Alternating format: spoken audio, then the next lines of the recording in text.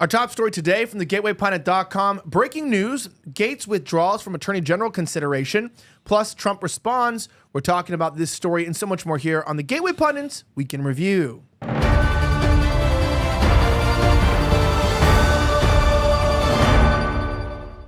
My name is Elijah Schaffer, and this is the Week in Review. We cover the top 5 stories of the last 24 hours. Our top story, you've probably already heard the headline, but we've got additional details. Gaetz is withdrawn from the Attorney General consideration, and Trump has responded, Cassandra McDonald reports. Matt Gaetz has announced that he is withdrawing from his nomination for Attorney General. The shocking announcement was posted on X on Thursday morning, saying, "I had an excellent meeting with senators yesterday. I appreciate their thoughtful feedback and the incredible support of so many. While the momentum was strong, it is clear that my confirmation was unfairly becoming a distraction to the critical work of the Trump and Vance administration. He's rescinding his run." The former congressman continued that while the momentum was strong, it is clear there is no time to waste on a needlessly protracted Washington scuffle. Thus, I'll be withdrawing my name from consideration to serve as Attorney General. Trump's DOJ must be in place and ready on day one. I remain fully committed to see that Donald J. Trump is the most successful president in history. I will forever be honored that President nominated me to lead the Department of Justice, and I'm certain that he will save America. The announcement concluded. Trump issued a statement about the withdrawal in a post to Truth Social, which read, "I greatly appreciate the recent efforts of Matt Gaetz in seeking approval to be Attorney General. He was doing very well, but at the same time, he did not want to be a distraction for the administration, for which he has much respect. Matt has a wonderful future, and I look forward to watching all the great things that he will do." Gaetz' withdrawal comes one day after the House Ethics Committee announced that it would not release the files from the federal sex-trafficking investigation into him, but a document from the Department of Justice probe was leaked to the New York Times 2 hours later. New and breaking, we've obtained a document from the federal sex-trafficking investigation of Gaetz. It shows that he made thousands in payments to a woman he told investigators they had sex with him for money. We are publishing a redacted version of the document. You can sort of see it there. It's this whole, I love how they exaggerate this stuff, right? Look, listen, I was there. Nothing bad happened. Gaetz is a good guy. What can I say? There's no problems. He's just a hardworking man. Who hasn't paid money for friends? It's what he said. He said $250 for friendship, $250, $500 for ice cream. Could be really darn expensive ice cream. Who genuinely knows? Now, it shows that Gaetz made thousands in payments to a woman he told investigators they had sex with him for money. How Gaetz had declined all allegations, and the Justice Department declined to bring charges after investigating the matter. The day before he withdrew, CNN asked Trump if he was reconsidering Gaetz' nomination due to the allegations against him. Trump said no. Check out this video. We have a clip of that where there was a direct confrontation. Here they are. Watch. Mr. President, are you reconsidering the nomination of Matt Gaetz? No.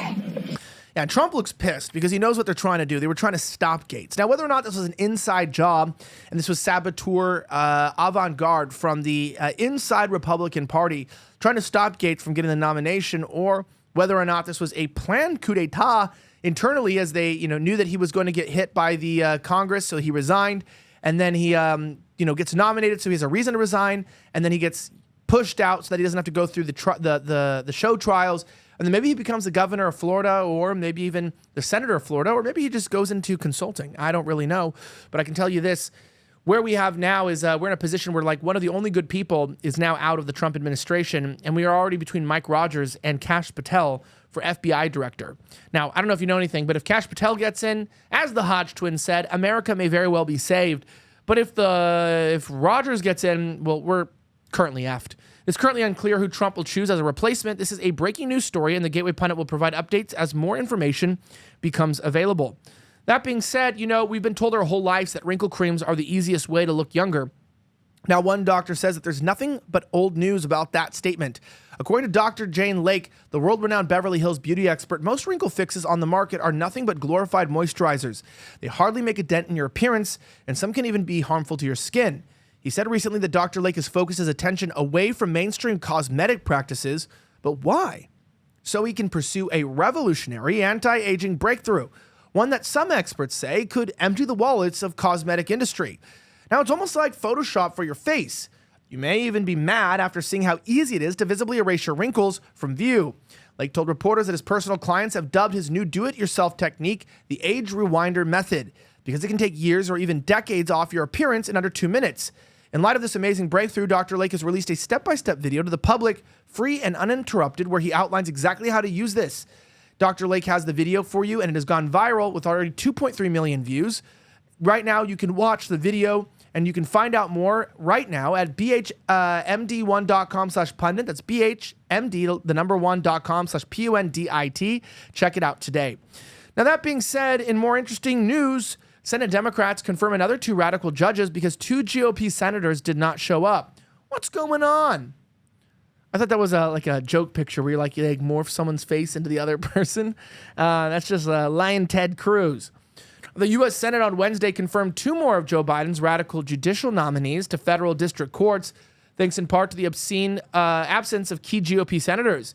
With Kamala Harris conveniently vacationing in Hawaii, the GOP had a golden opportunity to block these nominations. Instead, their failure to show up handed the Democrats another victory. Democrats confirmed Rebecca L. Pennell to the Eastern District of Washington in a 50-48 vote. Republican firebrand Senator Ted Cruz inexplicably missed the vote, joining Braun in the Hall of Shame, while Senator Joe Manchin voted against the confirmation. If that wasn't enough, Democrats confirmed Amir Ali to the U.S. District Court for the District of Columbia. Amir Ali, a left-wing activist and executive director of the MacArthur Justice Center, was confirmed to a federal trial court in Washington by a razor-thin vote of 50-49. Ali, whose career is focused on dismantling law enforcement systems and advocating the defunding of police, now holds a lifetime judicial appointment. Despite Senator Kristen Sinema standing against Ali's nomination, voting no, Senator Mike Braun was nowhere to be found during the vote, leaving Democrats to confirm Ali without the tie-breaking vote of Harris. Amazingly, Ted Cruz managed to show up. Now, this is the second time that Senator Mike Braun has missed the critical voting. On Monday, the U.S. Senate confirmed Embry Kidd to the U.S. Court of Appeals for the 11th Circuit with a razor-thin 49-45 vote. Republican senators faced criticism for failing to prevent this appointment, with several notable absences during the vote. Among those missing were Mike Braun, Steve Daines, Bill Haggerty, Marco Rubio, and J.D. Vance. Now, West Virginia Democrat Joe Manchin broke the rakes to vote against Kidd, and John Fetterman did not show up.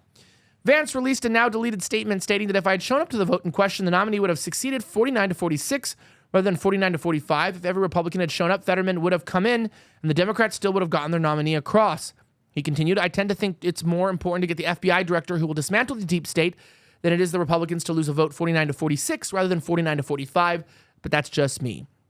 Ladies and gentlemen, the Vice President of the United States. That is a pretty lame answer. I mean, that is up there with stupidity.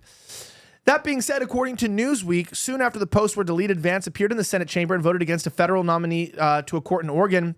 Senator Bill Haggerty of Tennessee, whose vote was also at Mar-a-Lago on Monday, who was there as he is being considered for Trump's cabinet, were absent as the Democratic Senator John Fetterman. Montana GOP Senator Steve Daines, meanwhile, who was missing a Monday vote in Embry, but has participated in votes since, has explained this here. Now, GOP voters should be outraged. The very purpose of electing a Republican Senate is to act as a check on Democratic power. Yet in this critical moment, key senators failed to do their job. Republicans had a golden opportunity to stop these confirmations, and instead they handed Democrats another victory on a silver platter. On Wednesday morning, President Donald Trump called out Republican senators for their absence during critical confirmation votes. The Democrats are trying to stack the courts with radical left judges on their way out of the door. Now, Republican senators need to show up and hold the line. No more judges confirmed before Inauguration Day, Trump said. Chuck Schumer is moving at light speed to stack the courts with radical Biden judges on his way out the door.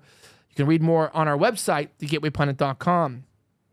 Now, in slightly more interesting turn of events here, Matt Gaetz' ex-girlfriend who testified in the alleged sex-trafficking investigation is unmasked, says he'll make a great attorney general. Now, it turns out that the ex-girlfriend, well, this is kind of a little late in the story. We'll probably just go ahead and skip this one because he's already withdrawn his nomination. So it's made into the script. This is how quick politics flies. Having fun isn't hard, as Arthur said, when you have a library card. True statement. GOP Senator Susan Collins throws a wrench in Trump's cabinet plans. Republican Senator Susan Collins of Maine is calling for extensive committee investigations into President-elect Donald Trump's appointees to oversee health agencies. Last week, Trump nominated lawyer Robert F. Kennedy Jr. to be Secretary of the Department of Health and Human Services. And the former congressman and California Attorney General Xavier Becerra, man, I hate that guy. I hate Becerra. I'd punch him in the face in a video game if I had the opportunity. Now, he's the current head of the agency. Collins was the only Republican senator to confirm his appointment in a 50-49 vote in March of 2021. Now, HHS encompasses the Centers for Disease Control and Prevention. And on Tuesday, Trump has also announced that Dr. Mohammed Oz is his pick to head up the Centers for Medicare and Medicaid Service. He said, Very excited that my friend Dr. Oz has agreed to run CMS. Yeah, that guy who pushed the COVID vaccines. That's really patriotic and phantasmic. I'm so excited. Now, Collins told Axios that the Senate's constitutional advice and consent duty for Trump's appointees means a background check. It means extensive committee investigations and questionnaires and public hearings. The moderate GOP senator also said that she would be against Trump making recess appointments, asserting it would be a way to avoid and evade the Senate's constitutional duty to advice and consent. Now, Trump posted on Truth Social on November 10th that any Republican senator seeking the coveted leadership position in the United States Senate must agree to recess appointments in the Senate, with which he will not be able to get people confirmed in a timely manner. Now, sometimes the votes can take 2 years or more, he continued. This is what they did 4 years ago, and we cannot let it happen again. We need positions filled immediately. Article 2, Section 2 of the Constitution provides the president shall have power to fill up all vacancies that may happen during recesses by the Senate, granting commissions which shall expire at the end of their next session. Now, the Senate must be in recess at least 10 days in order to prepare for the president to make a recess appointment. Several presidents have used recess appointments, including Bill Clinton, who made 139 appointments. In 2005, Bush named John Bolton as his ambassador to the United Nations. Can that guy go away? Can John Bolton just zippity zip zap out, please? I keep wanting to use criminal descriptions for these people. That could criminal for me, right? I'll get in trouble for it. So it's a bit hard for me to describe them without a chat. Is this legal? Am I allowed to say that what I want to happen to John Bolton? Anyway, this guy got millions of people killed, right? Potentially. So I don't like this guy. I think that all options are on the table, including recess appointments. Hopefully it doesn't get that, but we'll find out fairly quickly whether the Democrats want to play ball or not, he said. Now, all options are on the table, including recess appointments. Let's hope that that's what occurs. Now, in other news, it's quite interesting. Morning Kick is a product you guys know we've been talking about for a long time. And you know that I was watching videos, and I keep seeing Chuck Norris on my timeline on X. And man, that guy is ripped, and he's energetic in his 80s. Now, obviously, he's kicking butt, but what is it that he's done? Well, apparently, he can work out longer, and he's stronger than he had, even when he was younger, enough of energy that he said he's never getting tired playing with his grandkids. He did this by making just one change. He says he still feels like he's in his 50s, and his wife even started doing this one thing too, and she's never felt better. She says she feels 10 years younger, and her body looks leaner, and she has energy all day. Now, Chuck made a special video that explains everything. Make sure that you watch it by going to chuckdefense.com/pundit. That's chuckdefense.com/pundit, or click the link in the below to watch the video. That's chuckdefense.com/pundit. Click the link in the description below to watch the video now. Our last story, Meathead returns. Rob Riner breaks silence on Twitter and X for first time since Trump election. Mike LaChance reports. As readers of the Gateway Pundit know, filmmaker Rob Riner, is it Riner? Riner? It's Riner. Riner? Rob Riner is one of the most vocal sufferers of Trump derangement syndrome. He has been curiously silent about the outcome of the 2024 election until now. Riner has finally broken his silence and wrote the following on X. Rob Reiner has posted his first message. Here's what he said. In his brief message, he urged the left to build a competitive information distribution system to combat disinformation. What is the mainstream media? It's pretty competitive. A baffling suggestion since the left already controls the vast majority of corporate news agencies and nearly all online search engines. On Wednesday, Riner also pushed the 50-state strategy that would have Democrat elites attempt to make all 50 states blue in the next presidential election. Now that America has elected a convicted felon with authoritarian proclivities, I fear that democracy's return won't be anytime soon. The long-term solutions are daunting.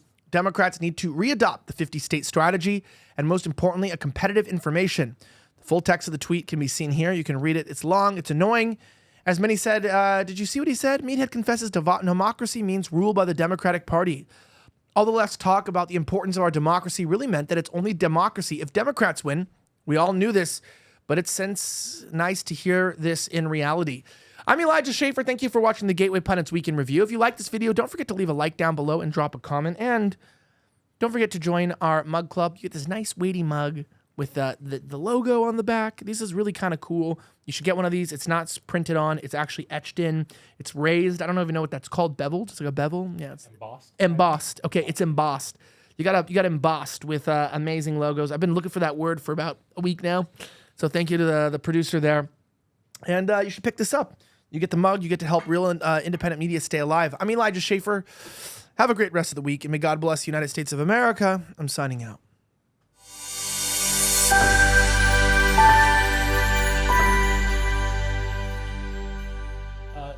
Can we get influenceable for another day? I can get